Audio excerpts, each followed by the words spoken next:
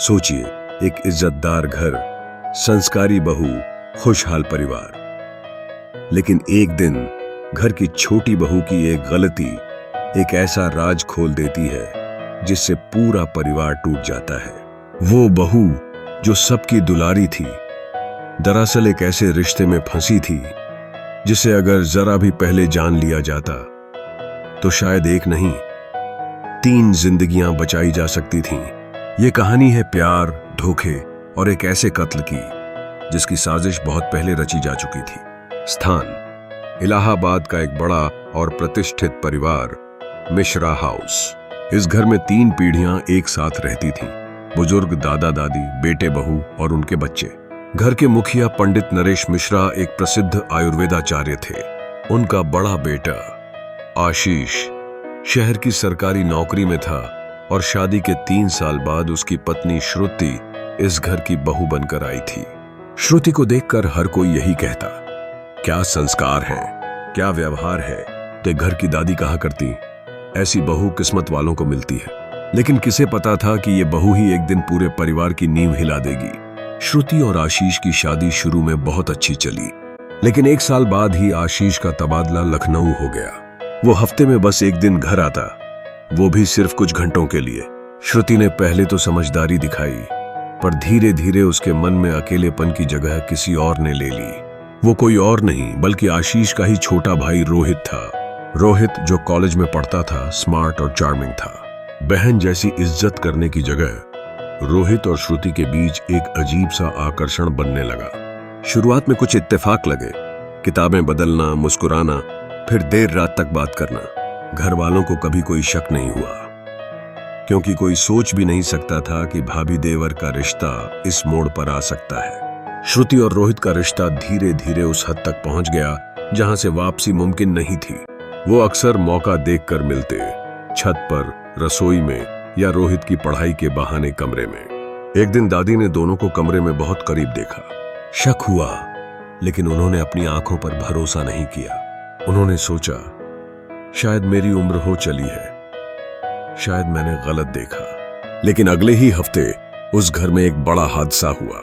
आशीष छुट्टी लेकर अचानक घर आ गया और उसने उसी रात कुछ ऐसा देखा जो उसकी जिंदगी बदल गया। उसने देखा उसकी बीवी श्रुति और उसका छोटा भाई रोहित एक दूसरे के साथ उसी के बेडरूम में थे। आशीष को जैसे बिजली का झटका लगा। वो गुस्से में चिल्लाया, श्रुति, ये क्या कर रही हो तुम? रोहित डरकर बाहर भागा। आशीष ने उसी समय घर वालों को जगाया और सबके सामने श्रुति को रंगे हाथों पकड़ने की बात बताई, लेकिन श्रुति ने साफ इनकार कर दिया। बोली, रोहित को गलतफहमी हुई होगी, वो मुझे परेशान करता है। पूरा घर सन्न रह गया। अब शक किस पर जाए? बेटा बोले तो पत्नी झूठी लगती है, पत्नी बोले तो बेटा दोषी बनता है। अगले दिन से रोहित गायब हो गया। कोई चिट्ठी नहीं, कोई कॉल नहीं। पुलिस में शिकायत हुई, लेकिन कोई सुराग नहीं मिला। पुलिस ने पूछताछ की, आखिरी बार किसने देखा था? श्रुति ने कहा, रात को वो रोता हुआ छत की ओर गया था, शायद आत्महत्या कर ली हो। लेकिन छत पर कुछ नहीं मिला, न चप्पल न निशान। इलाहाबाद से 50 किलोमीटर दूर एक सूखे कुएं में एक लाश मिली। हालत सड़ी गली, लेकिन गले में लॉकेट से पहचान हो गई। वो रोहित की लाश थी। मामला अब मर्डर का बन गया। पोस्टमार्टम में साफ हुआ, रोहित के सिर पर पीछे से किसी भारी चीज से वार किया गया था।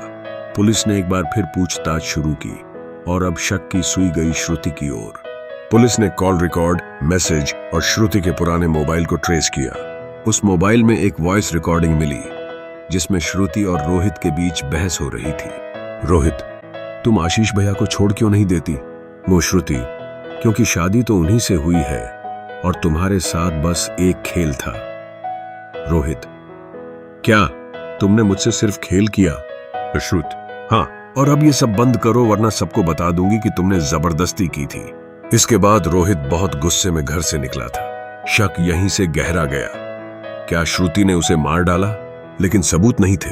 और तब आया आखिरी गवाह। घर की पुरानी नौकरानी रज्जोबाई ने पुलिस को चुपके से एक झूठा बयान पहले दिया था, लेकिन अब वो डर के कारण सामने आई। उसने बताया, उस रात मैंने देखा था रोहित बाबू और बहू जी में बहुत लड़ाई हुई थी। रोहित बाबू रो रहे थे और बहू जी ने उन्हें धक्का दिया था।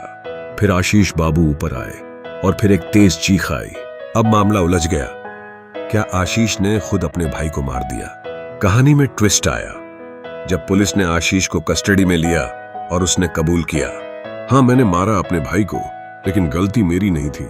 जब मैंने उन्हें साथ देखा तो गुस्से में मैंने उन्हें पीटना शुरू कर दिया। रोहित ने मुझे धक्का दिया और मैं गुस्से में घर की मूर्ति से वार कर बैठा। मुझे नहीं पता था कि वो मर जाएगा। मैं घबरा गया और उसे गाड़ी में डालकर रात में कुएं में फेंक आया।